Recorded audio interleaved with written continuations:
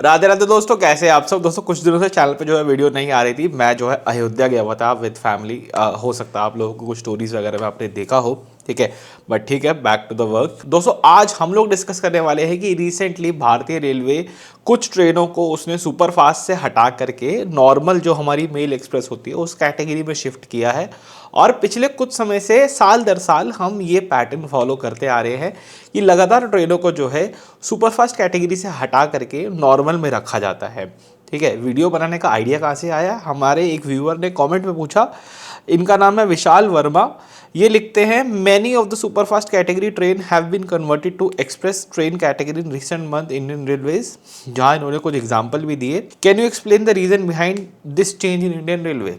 तो उसी के लिए आज की जो है ये वीडियो रहने वाली है, इस चेंज को एक्सप्लेन करते हुए। देखो ये बहुत ज़्यादा कॉम्प्लेक्स टॉपिक तो नहीं है, लेकिन आज इसके ऊपर एक अच्छा और थोड़ा सा डिटेल में चर्चा इसके ऊपर जो है करेंगे, ठीक है। सबसे पहले बात करते हैं कि बदलाव कैसे आता है और ये क्यों हो रहा है कि लगातार सुपरफास्ट से नॉर्मल में ट्रेनें जो है शिफ्ट हो रही हैं। भारतीय रेलवे में सबसे पहले आप ये समझते हैं कि सुपरफास्ट का दर्जा कैसे मिलता है, मेल एक्सप्रेस का दर्जा कैसे मिलता है। भारतीय रेलवे कहता है कि अगर आपकी गाड़ी की स्पीड 55 kmph, स्पीड नहीं एवरेज स्पीड की बात करते हैं, यदि वो 55 से कम है तो हम ट्रेन को मेल एक्सप्रेस बोलेंगे, 55 से ज़्यादा है हम अब ट्रेन को सुपरफास्ट बोलेंगे। ये क्लियर कट एक जो है ब्लैक एंड वाइट आप कह सकते हैं, यहाँ पे एक डिफरेंस निकल के सामने आता है मेल एक्सप्रेस और सुपरफास्ट के कैटेगरी में। लेकिन सवाल अभी भी क्लियर नहीं हुआ कि ये बदलाव क्यों आ रहे हैं। देखिए वक्त के साथ होता ये है, मैं आपको एक सिनेरियो समझाता हूँ। ये डोमिनो इफेक्ट की तरह काम करता है। मतलब एक चीज़ के होने से दूसरी चीज़ होती है, दूसरी चीज़ के होने से तीसरी चीज़ होती है। ये एक डोमिनो इफेक्ट की तरह चलता है। हमने देखा है कि अमूमन हमारे किसी आसपास के छोटे मोटे स्टेशनों पर ट्रेन नहीं रुकती है, जिसके लिए हमें वो ट्रेन वहाँ चाहिए। भारतीय रेलवे वो ट्रेन वहाँ रोके, इसके लिए हम लगातार भारतीय रेलवे के सामने या तो उसको बोलते हैं, रिक्वेस्ट करते हैं, या फिर हमारे जो नियर बाय या जो हमारे लोकल पॉलिटिशियंस होते हैं उनको बोलते हैं, ठीक है। इन दोनों ही वे से रिक्वेस्ट जो है भारतीय रेलवे के पास मूव होती है और वो उस पर्टिकुलर रेलवे स्टेशन पे जहाँ पे भी आप लोगों ने डिमांड करी है वहाँ पे उस ट्रेन का जो है एक हॉल्ट करवा दिया जाता है, ठीक है। वो 5 मिनट का भी हो सकता है, वो 2 मिनट का भी हो सकता है, एज द केस में भी। अब जब जब ऐसा मल्टीपल टाइम्स होता है, कोई एक ट्रेन है मान लीजिए वो दिल्ली से कानपुर तक नॉनस्टॉप चलती थी, वक्त के साथ उसको खुर्जा भी रोक दिया, अलीगढ़ भी रोक दिया, टुंडला भी रोक दिया, इटावा भी रोक दिया, फफूंद भी रोक दिया। तो जब ये लगातार जब स्टॉप उस ट्रेन में ऐड होते चले जाएंगे तो उस ट्रेन की जो एवरेज स्पीड है वो घटती चली जाएगी। जब ये ट्रेन दिल्ली से कानपुर नॉनस्टॉप चलती थी तब इसकी जो एवरेज स्पीड थी वो 55 से ज़्यादा थी, तो इस ट्रेन को सुपरफास्ट कैटेगरी में रखा हुआ था। With time number of stoppage बढ़ते चले गए, इसकी एवरेज स्पीड जो है 55 से नीचे आ गई। अब क्योंकि स्पीड जो है 55 से नीचे गिर चुकी है तो ट्रेन को रीक्लासीफाई करना पड़ेगा और ट्रेन को यहाँ पे नॉर्मल मेल एक्सप्रेस जो है बनाना पड़ेगा। अब आपका यहाँ पे एक सवाल आ सकता है कि ऐसा करने की ज़रूरत क्या है, ठीक है। हम मानते हैं स्टॉप ऐड हो गया, हम मानते हैं ट्रेन की एवरेज स्पीड गिर चुकी है, लेकिन आप क्यों कर रहे हो ये, ठीक है ना। हमारे तो इमोशन जुड़े हुए हैं ट्रेन के साथ में, आप उसको सुपर फास्ट से घटा के नॉर्मल कर रहे हो। तो इसके पीछे का आंसर है आप लोगों के टिकट।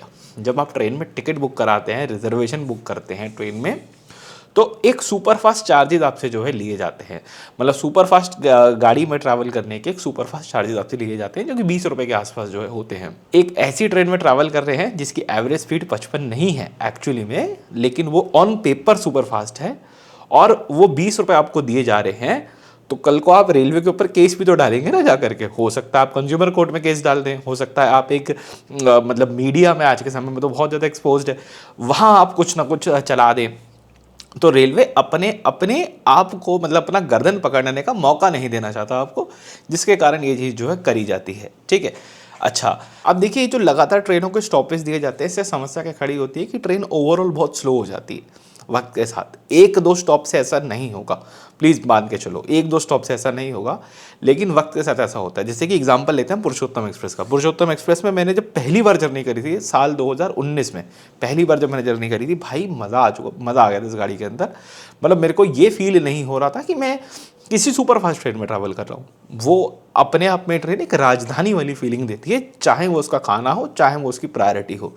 लेकिन आज के समय में पुरुषोत्तम एक्सप्रेस अगर मुझे दिल्ली टाटा की तरफ या आगे कहीं ट्रैवल करना हो तो मेरी लीस्ट प्रायोरिटी के अंदर वो ट्रेन आती है। क्यों? क्योंकि नंबर ऑफ स्टॉप बढ़ चुके हैं, विद टाइम एक डिग्रेडेशन आ चुका है और मैं उसमें अब जाना पसंद नहीं करता। सेम वे में कुछ ट्रेनों का एक्सटेंशन होता है।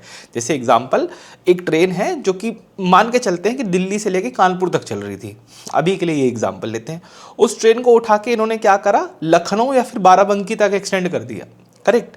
जिससे हुआ ये कि जब वो ट्रेन दिल्ली से कानपुर चल रही तब तो ठीक चल रही थी, कोई दिक्कत नहीं थी। लेकिन जैसे एक्सटेंशन हुआ, वो एक्सटेंशन एक स्लो रूट पे हुआ, जिससे ट्रेन की ओवरऑल एवरेज गिर गई और एवरेज गिरने से रिक्लासिफिकेशन करना पड़ा।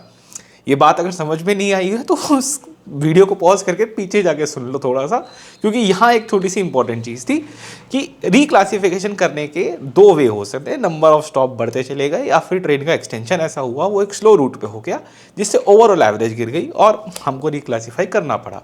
ठीक है, तो ये ओवरऑल जो रिक्लासिफिकेशन वाला खेल है ये आपके और हमारे लिए ही किया जाता है, मतलब सहूलियत कह लो या ट्रांसपेरेंसी कह लो। ठीक है, रेलवे कई सारी चीज़ों में ट्रांसपेरेंट हो रहा है आजकल है, तो ट्रांसपेरेंसी कह लो, इसके अंदर ऐसा जो है किया यहाँ पे जाता है। मैं उम्मीद करता हूँ इस सवाल से रिलेटेड सारी क्वेरी यहाँ पे आपकी जो है सॉल्व हो गई होंगी। एंड लेकिन अगर इसके अलावा भी आपको लगता है कि आपको कोई इससे रिलेटेड कोई टॉपिक आपका बचा है, आपको नहीं समझ में आया है, तो प्लीज़ मुझे कॉमेंट सेक्शन में बताइएगा एंड मैं ज़रूर से उसका रिप्लाई करूँगा। इस वीडियो में इतने रखते हैं, राधे राधे।